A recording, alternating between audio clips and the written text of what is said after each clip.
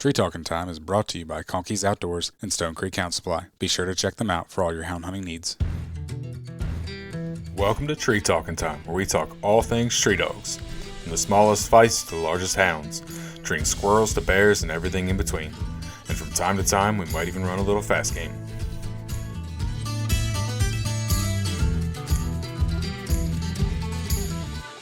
Bear hunting is not a static environment. It can go from 0 to 100 in about 3 seconds.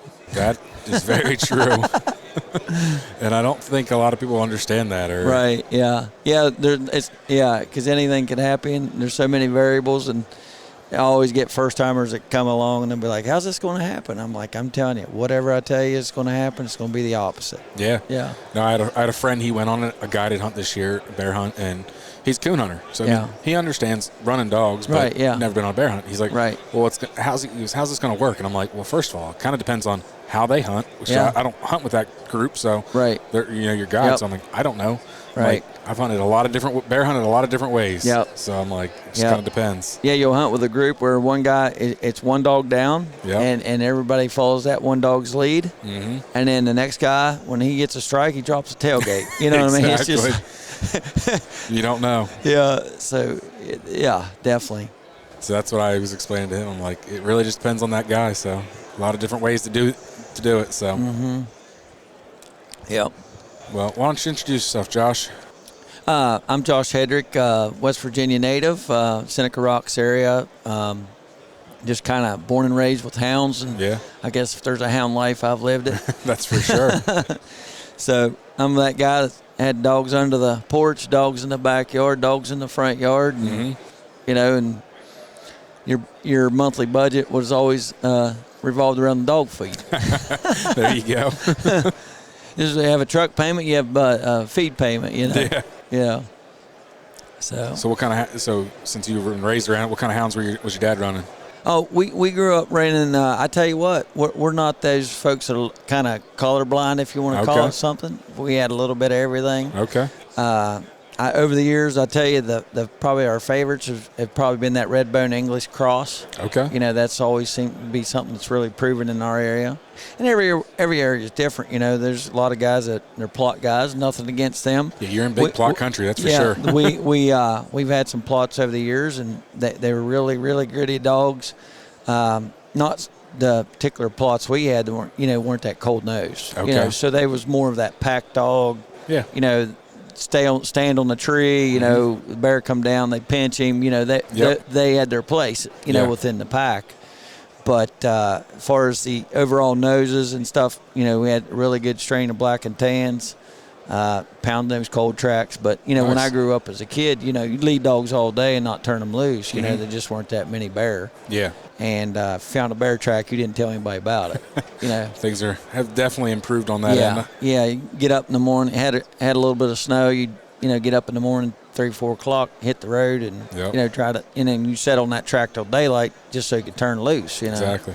But over the years, it's kind of evolved. With the population of bears, you didn't have to breed for that really, really cold nose. Mm-hmm. And I had a little bit of a reality check the last couple of years. We still have some cold-nosed dogs, but mange came through our country, came out of Virginia there a few years ago, and it worked its way over towards us, and north and south. It's really widespread now, and we're over the hump. But back to what I was saying about not many bears, you needed that cold-nosed dogs because you just didn't have that volume of bears where you could just go get on a track and you're hammering. You already got 2 treed by 10 o'clock. Yeah, it wasn't the case. In the last couple of years, you had to find a track, pound it out, cover ground, and it kind of bring me back to the old days. We're like, hey guys, don't discount those cold noses.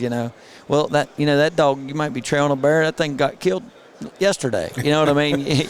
You trail to a gut pile. But so it's nice to have a nice, even distribution. Yeah, you got some good cold-nosed dogs. Exactly. Don't breed for any one particular certain trait. It's nice to have a little bit well-rounded, if you want to call it something. Gives you options on what you're trying to do. Exactly. No, that makes a lot of sense. Yeah. That Bill dog, that Redbone dog, he there that last week of season, bears start laying down a good bit, and he actually went at a track off the road, and he just ran with his head up. He just barked once on the rig. I let him down, and he just went down there with his head up. He just tiptoed the whole way down through it. It was open woods. Wasn't even really good bear crossing. And I could see him going down through, and he's about out of sight. Big poplar timber, you can see pretty good to it. And I looked down there, and the only thing I could see him going towards, I seen his tree, it blew out. You could see the root ball rolled up and that. And so as soon as he got that root ball there, he just right there. That bear had dug in underneath that root ball, and the way that air was pulling up out of that hollow there, he winded that track off the rig. That's awesome. But he only barked twice there on the rig. But I knew, the way he was, that nose was working, I could tell, So I gave him a chance at it, and them boys running down there, and they was looking at the bear, and I said, pull him back, And so, that bear had already dug in, but, he to have a nose like that on a dog's pretty special. Yeah, definitely. Yeah, especially when you get into, like I said, where you're not numbers of bears, where you're tripping over them and whatnot. No, like you said, your country got hit pretty hard. I know people east and west of you that have said populations are down, especially east of you in Virginia. Well, and if you think about it, when bears, they den together, they winter together, they're laying those dens together, that mange mite or what, they're going to pass it. Yeah. And they come out of the den, you're looking at a month or two, and they're full blown, mating. These bears are traveling hundreds of miles. Yeah. And they're up and down the Appalachian, and they're going to pass that. It took us a couple of years for it to really hit in there where we are, but boy, once it did, it was sad. I'm sure. Caught a lot of bears, no hair at all, just it's like you scalded them. I mean, it was sad, and it stank. And of course, we would, if the dogs had happened to get around where you come in contact, we was putting some pour on, like that Ivamac. Yep. Just putting some pour on them, just preventative measure. So. Of course. But, So that's the last thing you want in your kennel, Oh, yeah. You don't want that stuff around for sure. And, but I know that a lot of the wardens were, very helpful in trying to, stop it. I think they, there was a, there was a sense of urgency there to where like, hey guys, we need to try to, get this. Yeah, exactly. So, I mean, you don't thin nature, it'll thin itself, and it's sad. From near as I could tell, it came out of that Skyline Drive area, there on the Blue Ridge, and it worked its way because, we hunt a lot there on the Massanutten and, some over in Virginia, and you could just kind of see it, talking to deer hunters and folks that had cameras running or whatnot, hey guys, you seen any mange? Yep, we're starting to see it. Yep. And then the following year, a little bit west, and then, and so forth, and then it just kind of worked its way, over in there. But I think we're over the hump right now. This year, all the hides were good in December. Oh, that's good. So I think I'm not saying it's clear out of everywhere. It could be north of here and still moving around a little bit. But over in our country, I think we're through it. What I mean? I think a lot of those bears that died off, and everything we saw this year was healthy. So well, that's good. Yeah, that's exciting. Yeah, I'm glad. At least your population's rebounding. Yeah. Well, and there's always going to be a population of bears that doesn't even get hunted. Yeah. I mean, like in parts of Virginia, no hounds and this and that. And, so there's sanctuaries. Mm-hmm. Well, there's always going to be pools of bears. But like you said, you don't want them to get too far, Yeah. But those older males will usually drive those younger males away. The problem is a lot of those females might, with the yearlings and that. And if they congregate too much, then, that's when you see the problems. Yeah. So it's a shame, that's for sure. Yeah, it's sad. I mean, a lot of people out there maybe never seen a mangy bear, but they've seen foxes and coyotes. Yeah. And, it doesn't matter what has it. It's sad looking. I've personally never seen an actual bear with mange, but I've seen plenty of photos. And it is, especially one with full-blown mange when there's, like, barely any hair. It is the most pitiful-looking animal. Yeah, it's creepy. Yep, for sure. Conkey's Outdoors is proud to be a sponsor of Tree Talking Time. Family, hunting, tradition is the Conkey's motto. They understand the importance of passing down the tradition of hound hunting. They are a family-owned business that treats you like family. They also understand the importance of having the gear you need when you need it. Conkey's carries everything for your next hunt, and it ships to your door quick. They also offer great warranties on all tracking systems and financing options. Check them out at conkeys.com. You can also use the code TreeTalkingTime5 in all caps to save as well. Anyway, so you had a pretty good season then, by sounds of it, your bear population's coming back? Virginia was a little bit slow this year where we usually hunt because just the mast. Just the mast didn't hit on that particular ridge. So we moved around. We ended up finding a good bear, but I tell you, the overall numbers where we were down, and the only thing I could find was a little bit of hickory, and I mean, just red oak was real sparse right there, but just wasn't enough. And if a bear's going to spend more calories than he's taking in, he gets sleepy or he'll move. Yeah. And the way bears move, they move pretty fast. Yeah. That's crazy though, because I've heard from a lot of people throughout Virginia and West Virginia that this year was a great mass crop. Yeah. So it was definitely spotty. Yeah. Like southern West Virginia down in Boone this year, we laid some chestnut oak on some of those ridges. You couldn't even stand up. I mean, it was just acorns. So you could scoop them. You had a shovel, you could scoop them for sure. Yep. But I tell you what, we didn't notice any mange down that far south. Okay. Like I don't know if it'll get there. I hope it doesn't. Yeah. But all the bears seem to look pretty good down that way. Well, good. And hopefully it doesn't bother that population. They got a really good bear population down there. That's for sure. Yeah. And of course, with introducing the elk down there in Logan, they want to try to keep those bears thinned down around those elk calves and stuff, because that'll play havoc on those. Definitely. Yeah. Because that's the two bear counties, aren't they? What's that? Isn't that part of the two bear counties where you can kill two bears? Well, we're a two bear state, but one you have to harvest southern and one northern. Yeah. Okay. Yeah. Mm-hmm. Yeah. But you can take two bears in West Virginia. They just have to be on opposite ends. Gotcha. Yeah. There's a better map on the regs, if you want to get dialed in on that. Yeah. I've never hunted that far south, so I've never really paid much attention to it. They have a September and October season, and then of course they have the December season. But I usually go for the October season is when we go down, and it's always a fun hunt. Yeah. Really, a good area and good people. Mm-hmm. Yeah. So you said you kind of grew up with a lot of different hounds, and you weren't really colorblind. What's your pack look like today? I tell you what, we're most everything's got red bone in English that I have. Okay. And we have just a little bit of high tan stuff, kind of mixed in with it. But I tell you, a couple years ago, Luke Telly and I, Luke's a good friend of mine from down Harrisonburg, Stanton area, and he had a Mike Kemp, Kemp Walker, and we crossed that with that red bone of mine. Okay. And of course, my red bone, he's got English in him as well. Okay. And I tell you what, that made a jammer cross. Mm-hmm. Yep.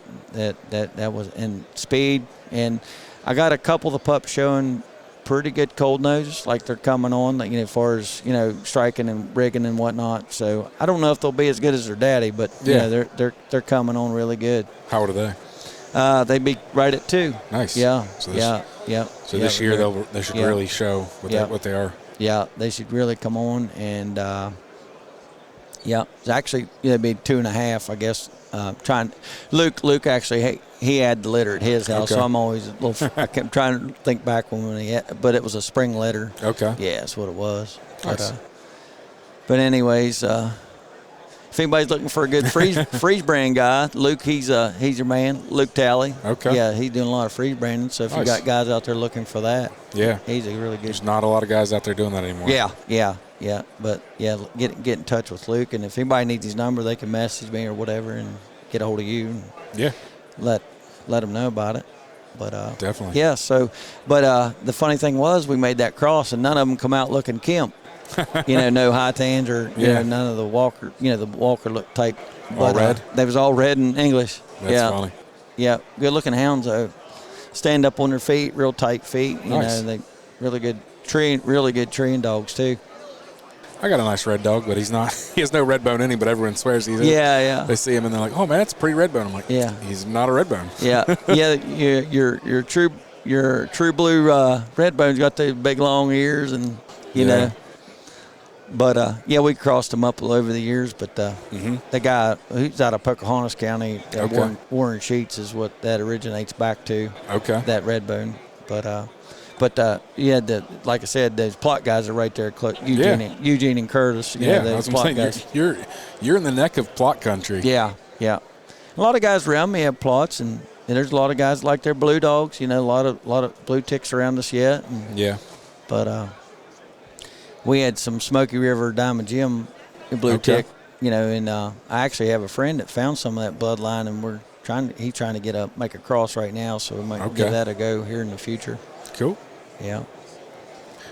It's funny, like the people that are really stuck on one breed, and not saying that's a bad thing. I mean, some people are just very loyal to it. Right. And but then there's other guys that are like, I'll try anything. Yeah. Yeah. No, I'm not a bit biased in that regards. It's just kind of just stick with what works, not saying I wouldn't try something, out a little different, but Now what about your crosses like that you really like? I tell you what, that red dog we have, he's got a little Hounds 57 in him.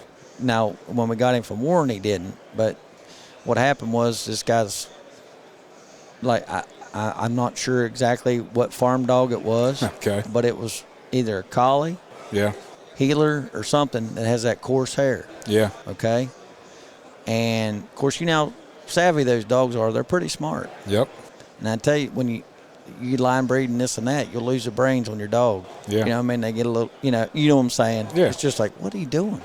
Like just simple stuff that these dogs don't, when you, because I like to get these dogs started pretty quick. And, once you get these dogs starting quick, you don't have much patience for these slow starting dogs. Exactly. So anyways, but whatever that was at that farm, he bred some really good brains in it. Yeah. And that coarse hair, it actually threw a lot of the hair between the pads. Yeah. And I don't know if you've ever seen dogs that got good hair between their pads, but they just do not get as sore. Yeah. And if kind you of can protect those feet, and they're tight, not only the hair, but they're tight on top of that. And I tell you what, in our country, you breed a dog for feet just as like you would breed them for a nose. Yep. Because we're out here hunting every day. You live in some real tough country. That's what I'm saying. Every third step these dogs are on, they're on a rock. Yep. It's either cut them or slice them, or if you don't have them have their feet calloused up, you don't have much. Yep. A dog can have all the heart in the world, but if he doesn't have feet, you're done. Yeah. He can stand there. He'll just stand there and bark because he wants to go, but he can't. Yeah. And what we found with the walkers is, they're really good dogs, but 2 or 3 days you got to put them up. Yep. If you don't have them crossed up with something there, outside of, where it's not so tight.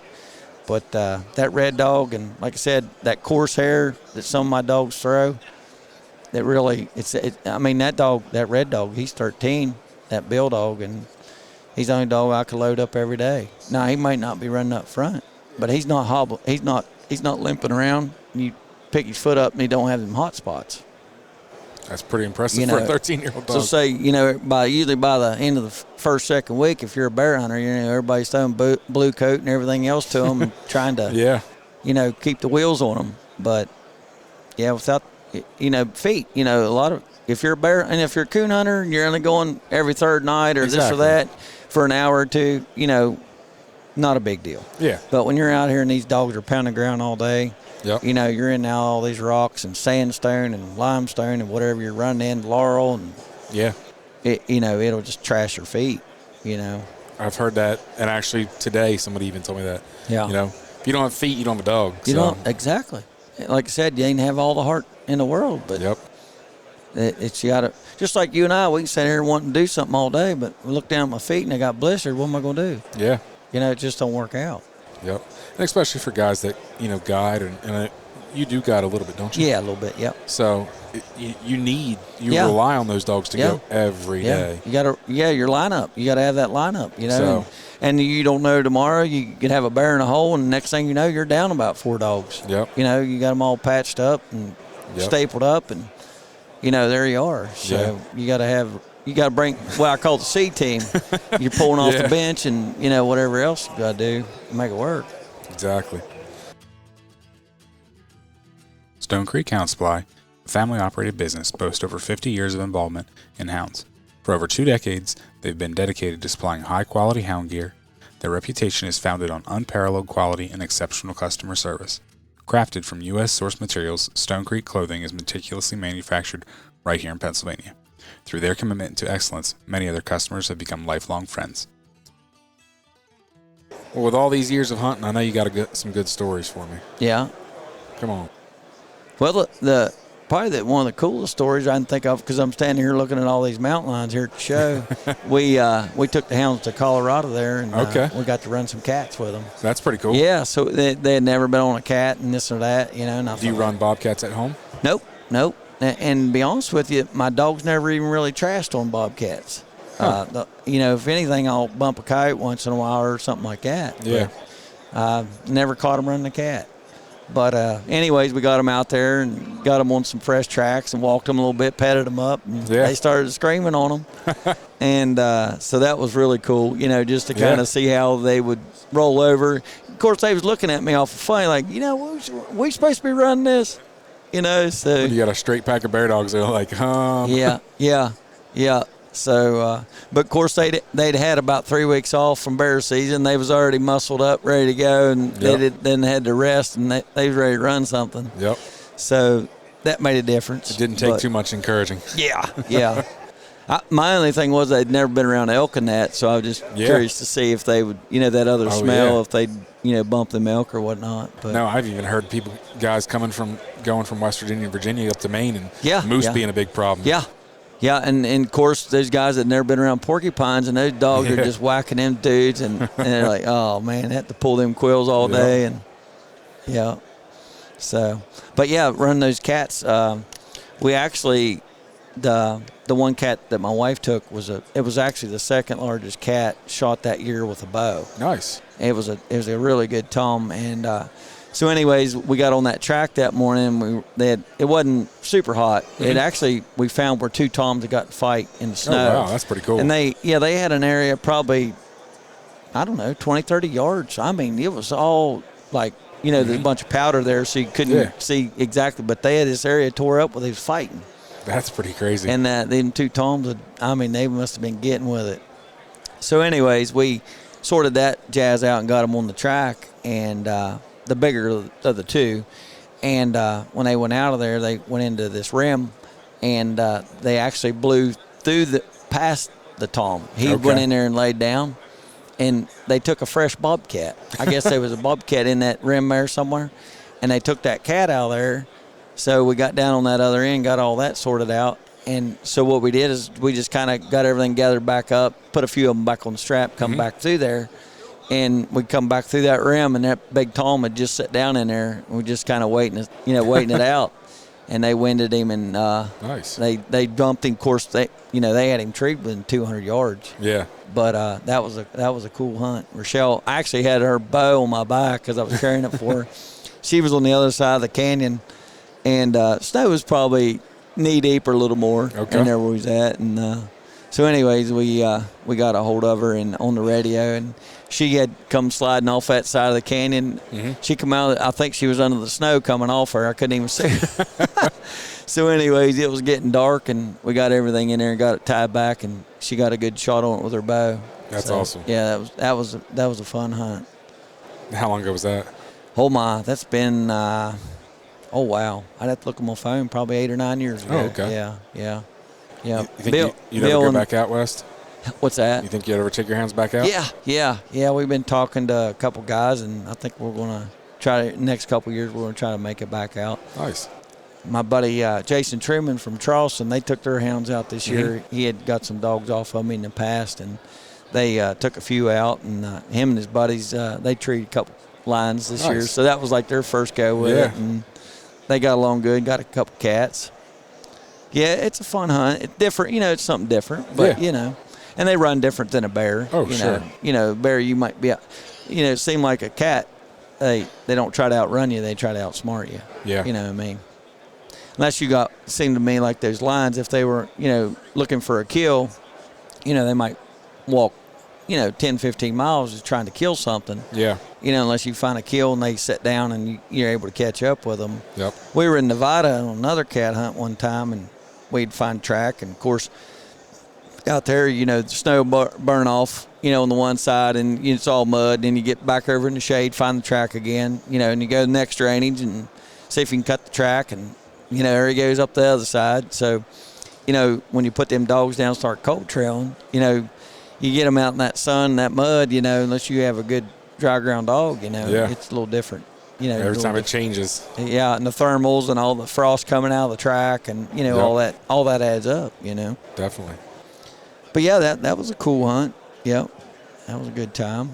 And you also, not only do you hunt hounds, you have a lodge and all that too. Yeah, I work for a family business there at Smoke Hole Caverns and Smoke Hole Resort there, between Seneca Rocks and Petersburg. And, okay. And then Rochelle and I, we do some trout fishing. We do a little of that on the side. Nice. We have trout pond for the kids. We do fly lessons and catch and release and things like that. Awesome. Yep. And then Rochelle, she works for that women's camo line, that DSG, so she's busy with that. So that's why you're up here at the sport? Yeah, we're here at the show, help her set up. And, she's up here for the week and come back up and help her tear down and on to the next. Yep. Yeah. So. Good deal. Yeah. Anything else you want to talk about? I don't know if you had anything. I don't know if you had a hit list or anything else. No, like I said, it's just a conversation. That's all. Well, I appreciate you taking the time to meet with me and sit down. Yeah, not a problem. Anybody? Well, you stole someone's booth. I don't even know. You luckily know a lot of people up here. Yeah. Well, like I said, when I started coming up here, when I was bringing my spelling book, we stayed in that back lot in the camper. And, over the years, it's just kind of see a lot of faces that aren't here. A lot of these guys have grown their businesses where they don't have to come, which my hat's off to them, because a lot of overhead to bring your family here for a week. And, I mean, you can't even go to the bathroom for free anymore. It's just like. Almost. I mean. I was up yesterday with my son, and I probably spent $40 on food for me and my son. Oh, yeah, yeah. And you probably didn't get much. No, we ate lunch and we got some pretzels on the way out. Yeah, yeah. Yeah, water's $3, and I went to Sheetz last evening and bought a case for $6. Exactly. Like, what in the world?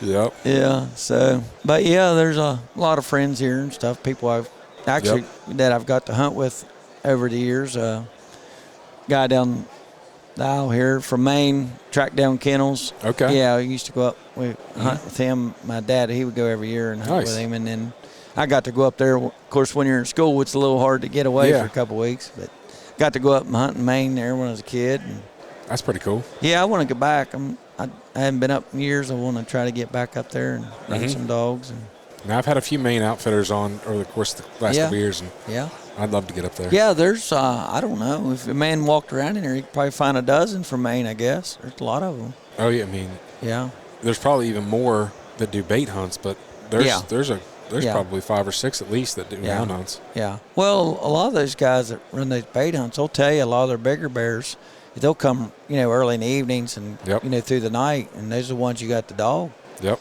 Because they're nocturnal. Because they're not stupid. That's what I say. So that goes hand in hand with the dog. If you got a good cold trailer, get on him and make him wiggle. Definitely. So. Yeah. Well, I enjoyed my time on here. Well, I appreciate it. Hope I didn't bore anybody. No, this is good. I appreciate it. Thank you very much. You're welcome, buddy. Thank you. You can find me on Facebook and Instagram at Tree Talking Media. And until next time, keep them talking in the timber.